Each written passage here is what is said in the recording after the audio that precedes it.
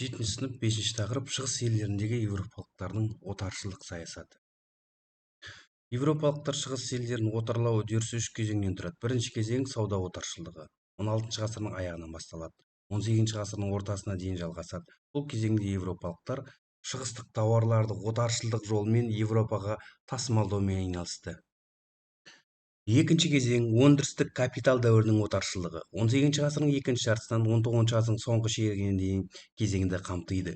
Бұл кезеңде Англия, Франция сияқты елдер шығыс елдерін отарлап алып, шығыстың байлығын тонаумен айналысты. Еуропалықтар өздерінің арзан тауарларын осы елдерге әкеле бастады. Үшінші кезең империализм дәуірінің отаршылығы немесе монополистік капитал дәуірінің отаршылығы 19 ғасырдың соңынан басталады. Шығыс елдерінің табиғи ресурстарын пайдаланумен қатар қанаудың жаңа тәсілі ретінде еуропалық капиталды әкеліп, инвестиция салуды күшейтіп, өнеркәсіп өндірісін дамыта бастады. 17-18 ғасырларда Азия және Африка елдері феодалдық қоғамның терең дағдарысына ұшырап, еуропалықтардың отаршылық әрекетіне тап болады. Шығыс елдеріндегі даму қарқыны төмендеп, бір кездері дамыған өркениеттің ошақтары болған елдер жартылай отар елге айналды. Еуропалықтардың басқыншылық әрекеті ұлы географиялық ашулардан, яғни испандықтар мен португалдықтардың 15 ғасырдың соңынан бастап 16 ғасырда Америкадағы, Африка мен Азиядағы халықтарды отарлау нысанына айналдырған кезеңнен бастау алады. 2 ғасыр бойы алдымен испандықтар мен португалдықтар, содан кейін голландықтар, ағылшындар, француздар шығысқа, Африкаға, Үндістанға, Азияның оңтүстік шығысына теңізден жол сала отырып Австралияны ашады. Ал осы уақытта орыс саяхатшылары Сібірді игеріп, Тынық мұхит жағалауына шықты. Қытай және Жапония сияқты кейбір елдер еуропалықтардың жөнсіз араласуынан өздерін сақтауға ұмтыла отырып, сыртқы әлемнен оқшаулануға көшіп, жабық есік саясатын ұстануға мәжбүр болады. Басқалары еуропалықтар отаршылдығының құрбанына айналды. Еуропалық өркениеттің әскери және теңіз ісіндегі өнеркәсіпте қол жеткізген табыстары олардың басқа елдерден артықшылығын айқындап, ерекшеленетін жағдай қалыптастырды.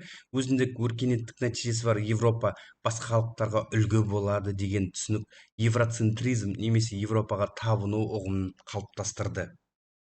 Еуропалықтар әдетте өздерінің отарларының саяси құрылымына араласпады. Жаулап алған елдерде мемлекеттік мүлдем болмаған не болмаса дамуының мейлінше төмен деңгейінде тұрған жаңа әлем немесе Австралия сияқты елдерде ғана еуропалық үлгідегі саяси өзгерістерді енгізеді. Ал мемлекеттік пен мәдениеттің өзіндік дәстүрін еуропалықтардан әлдеқайда бұрын қалыптастырған шығыс елдерінің көпшілігі ежелгі өркениетін сақтап қалды. Жаулап алушылар ең алдымен шығыс халықтарының экономикалық жағынан тәуелділікке түсіруді көздеді. 17 ғасырдың басында батыс Еуропа елдерінің ішінде сауда және отаршылдық саясат жүргізуде Голландия алғашқы орында иемденеді. Оның отарлық иеліктері оңтүстік, солтүстік Америка құрлығында, Индонезия мен Цейлонда орналасты. Ағылшындар мен голландтар теңіз бен мұхиттар кеңістігінде дүниежүзілік сауда өз үстемдіктерін орнату үшін бәсекелестік күреске шықты. Сауданы нығайту мақсатында олар отарлық иеліктерінде сауда факторияларын дамытты. 16 ғасырдың басында Англияда бірінші ірі сауда компаниялары пайда болды. Олар дүниенің әр түкпірімен сауда байланыстар жүргізді. 17 ғасырдың басында солардың ішінде ең мықтысы атақты Ост-Үнді компаниясы болды. Бұл компания негізінен Үнді мұхиты арқылы сауда жүргізетін еді. Ост-Үнді компаниясы Англиядағы мемлекет ішіндегі мемлекет сияқты ерекше құрылым болды. Бұл компанияның өз әскері, флоты, мыңдаған әкімдері, сауда агенттері мен аудармашылары болды. Осындай Ост-Үнді тектес компаниялар Голландияда, Францияда да пайда болды. Қытай, Жапония, Корея, Вьетнам үкіметтері өздерінің мемлекетін шетелдіктер үшін жабық деп жариялады, бірақ батыс отаршылдары бұл елдерге түрлі тәсілмен жанама жолдармен енуге ұмтылды. Экономикалық қанау арқылы еуропалықтар кейбір шығыс елдерінің саяси дербестігін, әскери күштерін сақтай отырып өз қолдарына алды. Бұған Осман империясының сыртқы саудасымен толық қаратуы дәлел болды. 17-18 ғасырларда Ресейде отаршылық саясатқа бет бұрып, халықаралық саясаттағы мәртебесі өсе бастады. Ресейлік отаршылдардың шығысқа жылжуы біршама ауқымды болды. 17-18 ғасырлар бойы ресейлік әскери қызметтегі адамдар, казактар және шаруалар біртіндеп Сібірді игерді. Ал 1784 жылы алғашқы орыс елді мекені Аляскада пайда болды. амурда ресей басқыншылар қытаймен қақтығысқа түсіп, 17 ғасырдың соңында орыс-қытай шекарасы белгіленді. Сібірді отарлау Ресейдің аумағын 2 есе дерлік ұлғайтты. Отаршылдық тонау толық отарға айналған елдер үшін ғана емес, өз тәуелсіздігін сақтап қалған Қытай, Корея, Жапония және Шығыс Азия елдері үшін де өте ауыр саясат болды. Сыртқы дүниеден оқшаулану саясаты бұл елдердің дүниежүзілік даму деңгейінен көп артта қалуына әкеп соқтырды. Отарлық құлдыққа түскен елдердің экономикасы, әсіресе ауыл шаруашылығы, отаршылдардың мақсат мүддесіне қарай ыңғайластырылды. Егістік жерлерге халықтың өзіне қажетті өнімдер өндіруге емес, отаршылдардың қажетіне керекті техникалық дақылдар, мақта, темекі тағы басқа өсіруге мәжбүрледі. 19 ғасырдың басына қарай отарлық нарықтар мен арзан өндірістік шикізат көздері ірі халықаралық шиеленістерге әкеп соқтырды. Англия мен Франция арасындағы отарлық бәсекелестік күрестің нәтижесінде ағылшын буржуазиясы үстемдікке ие болып, шығыс елдеріндегі өз ықпалын кеңейте түсті.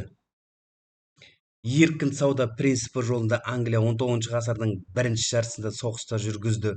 Ол шығыс мәселесі жолында ол Франция және Ресеймен шиеленістерге барды. Бұл кезеңдегі Англия жүргізген ірі соғыстарының қатарында үнді ұлыстарының толық бағындыру әрекетін, Иран мен Ауғанстанға қарсы Үндістанды қорғау деген бетперде жамылған 200 соғыстарды атап өтуге болады.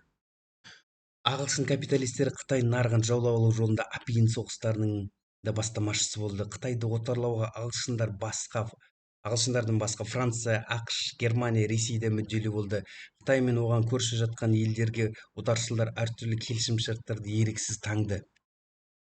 Еуропалық отаршылдардың әлсіз дамыған шығыс елдеріне баса көктеп енуі және олардың тонаушылық саясаты жаңа замандағы шығыс мемлекеттерінің экономикалық, саяси және мәдени жағынан артта қалуының басты себебі болды. Азия елдерінің ішінде Жапония ғана әртүрлі ішкі және сыртқы себептер арқасында төніп келген отаршылдық құрсауға түспей, өзінің егемендігін сақтап қалды. Бірақ оның өзі ұзаққа бармай, 19 ғасырдың ортасында америкалықтардың Жапонияны күшпен ашуынан біршама тәуелділікке түсуге мәжбүр болды.